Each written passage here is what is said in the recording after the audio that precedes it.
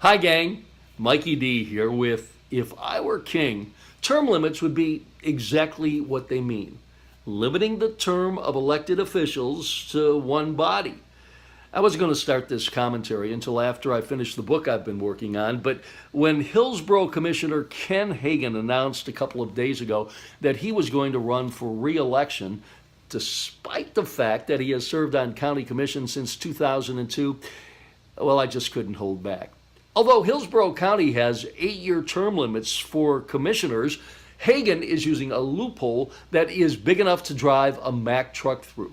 The loophole allows an elected official to serve for 8 years in one district, for example, countywide, which Hagan currently is serving in, and then run in another district, and the clock starts all over again. Now, Hagan isn't the only one doing this. He's planning on running for the seat currently held by Commissioner Victor Christ, who is term limited out. And then, you may have seen this coming, Christ is expected to run for another seat, either the one Hagan currently holds or the seat being vacated by retiring Commissioner Al Higginbotham. And it's not just Hillsborough County elected officials who are playing with the will of the voters to limit terms. In Pinellas, Commission member Karen Seal has served since 1999. Ken Welch and John Maroney, who's not running for re-election, have both been on commission since 2000, even though Pinellas voters approved term limits years ago. But a court challenge negated the will of the people. It's clear to me one of the reasons so many people have lost faith in our government is because of professional career politicians. In my world, term limits would extend to every elected office. 12 years for the U.S. Senate. I'd give 8 years for the U.S. House, and an elected official could never serve again in an elected body where he or she has been term limited out.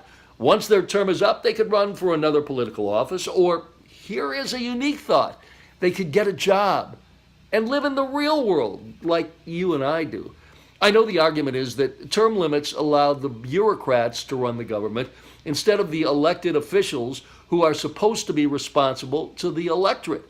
But you are kidding yourself if you think most elected officials are responsive to you.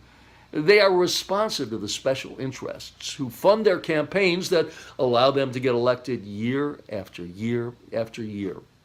And while some good people may be pushed out of office, the dead weight would go, and fresh ideas could come from the new citizen legislators. And let me ask you this. Do you think it could be any worse than it currently is?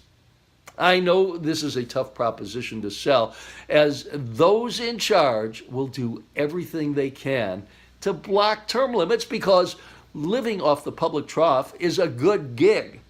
But it's something that makes me crazier than I already am, and that would end immediately if I were king. I'm Mike Deason.